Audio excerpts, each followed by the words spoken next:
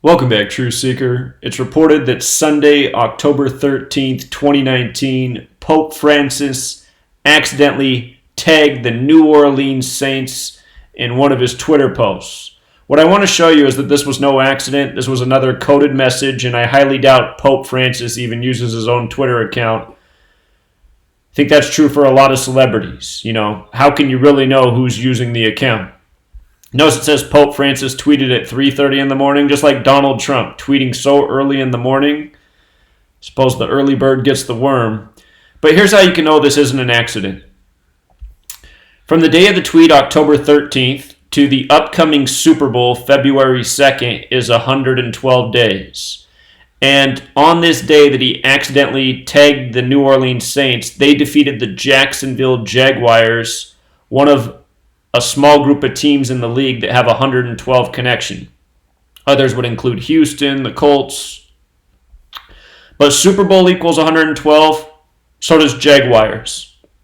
And with regards to the Jesuits, Pope Francis is the first publicly Jesuit pope. They operate in 112 nations. 112. And remember, the upcoming Super Bowl that this is synced with is Super Bowl 54.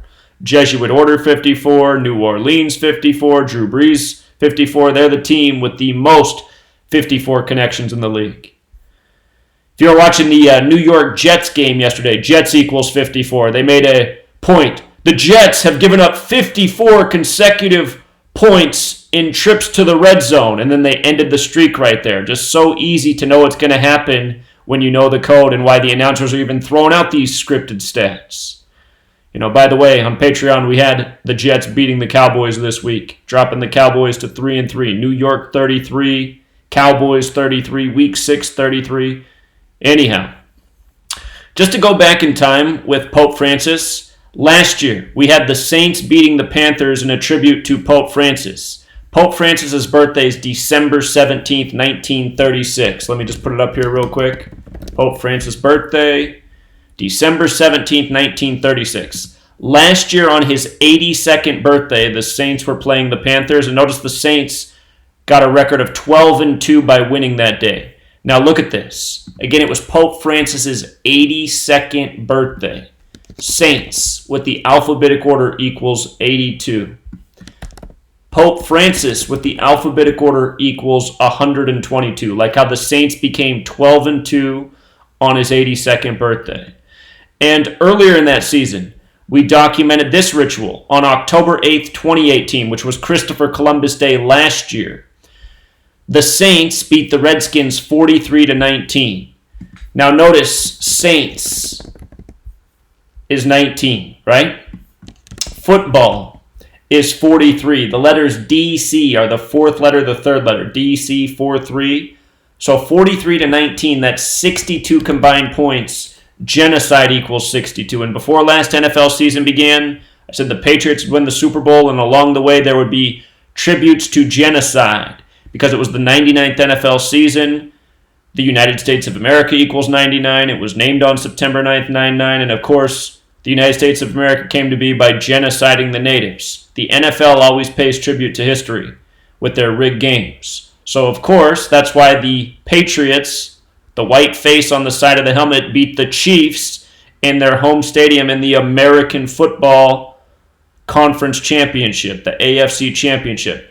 But 62 points, Christopher Columbus journaled about how easy it was to kill the natives. So you get 62 points on Christopher Columbus Day. And look at what happened in baseball that same day. The Indians were eliminated by the Astros 11-3. Astros won the 113th World Series.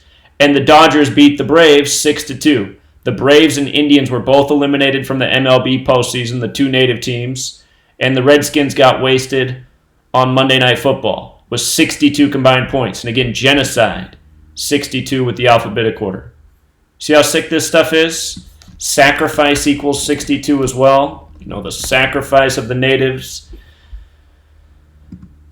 So, the other sick part about this last year is that from those games on Christopher Columbus Day, they say the Catholic Church paid for his voyage to Pope Francis's 82nd birthday. He was 81 years old at the time of the game. It was a span of 71 days. And remember what 71 is with the alphabetic order.